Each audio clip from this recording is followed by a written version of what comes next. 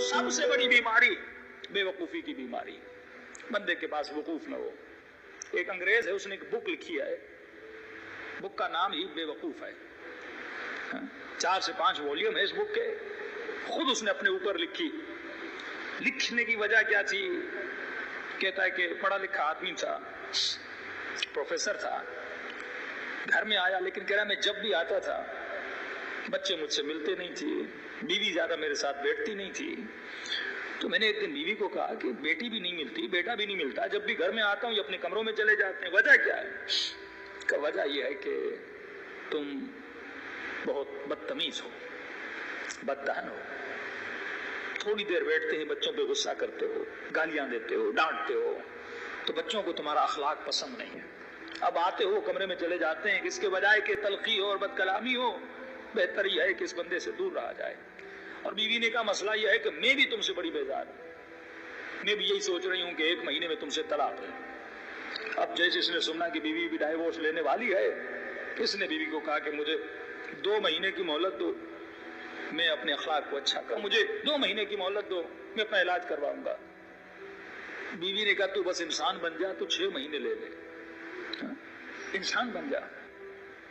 تو کہتا میرا ایک دوست تھا جو سائیکٹرسٹ تھا، میں اس کے پاس گیا اور میں نے کہا کہ مسئلہ ہے، کیا مسئلہ ہے؟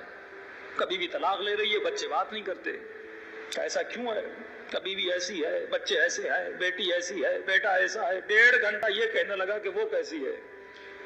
ڈاکٹر نے کہا اتنے تم نے یہ تو بتا دیا، وہ کیسے، تھوڑا یہ بتا تو کیسا ہے۔ من عرف نفسہ فقد عرف ربہ، جو انسان خود کو پہچانتا ہے وہ خدا کو پہچانتا ہے۔ تو خود کو آئینے میں دیکھ تو صحیح۔ وہ بے وقوف انسان ہے اگر آئینے میں دیکھے اور آئینہ کہے کہ تمہارے منہ پہ کالک ہے اور آئینے کو باکس مار کے توڑ دے۔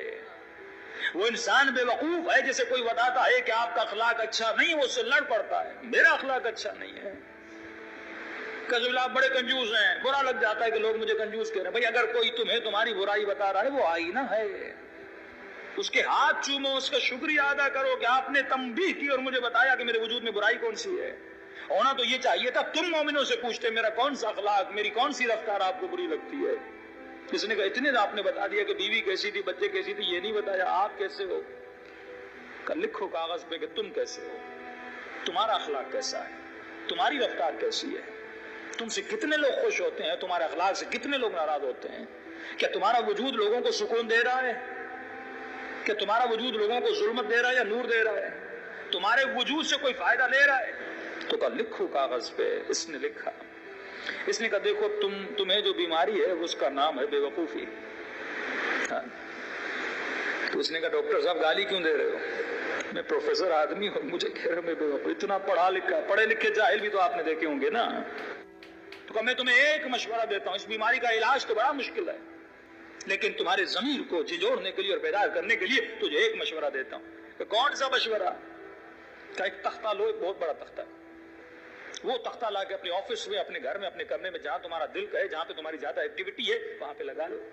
لگانے کے بعد پورے دن میں اگر تم کسی کو گالی دو، بدتمیزی کرو، کسی کی غیبت کرو، کسی کو مارو، کسی بھی انسان کو تکلیف دو، وہ رات کو آ کر نوٹ کرو کہ آج میں نے غصے میں آ کر کس کس کو تکلیف دی۔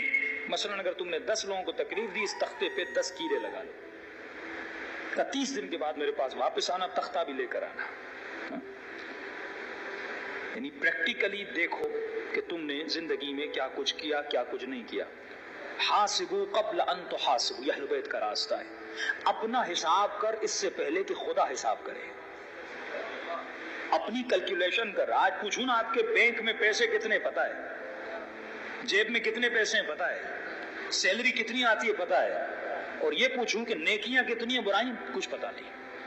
میرا کوئی حساب و کتاب نہیں، کتنی نمازیں قضا ہیں، کتنے روزے قضا ہیں، کتنے سال سے میرا خمس قضا ہے، حج اگر واجب ہوا کیا کہ نہیں کیا، یہ سارے تو آپ کے ذمے پر ہیں۔ حساب و کتاب کر کہ کون سی چیز تمہارے ذمے پر ہے، کون سی چیز تمہارے ذمے پر نہیں۔ اگر حساب نہیں کرو گے تو اللہ کا حساب بڑا کڑوا ہے، اگر حساب نہیں کرو گے تو منکر و نکیر کا حساب بڑا کڑوا ہے۔ تو اس سے پہلے کہ موت آ جائے اپنا حساب کر۔ کہا یہ تختہ لے لے اور جس کے ساتھ بے احترامی اور بدتمیزی کرتا ہے ایک کیل لگا لے۔ 1 مہینے کے بعد تختہ لے کر آنا. ڈاکٹر نے 1 تختہ دیا تھا. بندہ جب مہینے کے بعد واپس آیا 3 تختے لے کر آیا, تینوں کیلوں سے بھرے ہوئے. کہ میں تو سوچ رہا تھا تو چھوٹا بے وقوف ہے, لیکن تو بہت بڑا بے وقوف ہے. 3 تختے کا کیا کروں؟ آپ نے کہا تھا کیلیں لگاتے جاؤ, میں کیلیں لگاتا گیا.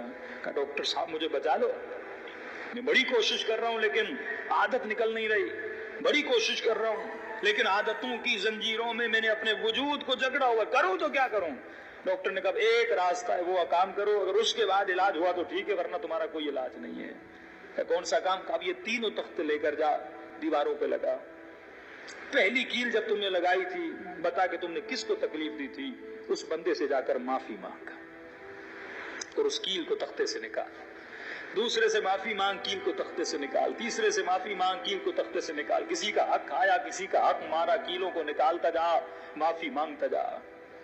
کہتا ہے کہ 2 مہینے کے بعد واپس آیا, تختوں پر 1 کیل بھی نہیں تھی. کہ شاباش, لگتا ہے کہ تم ٹھیک ہو گئے.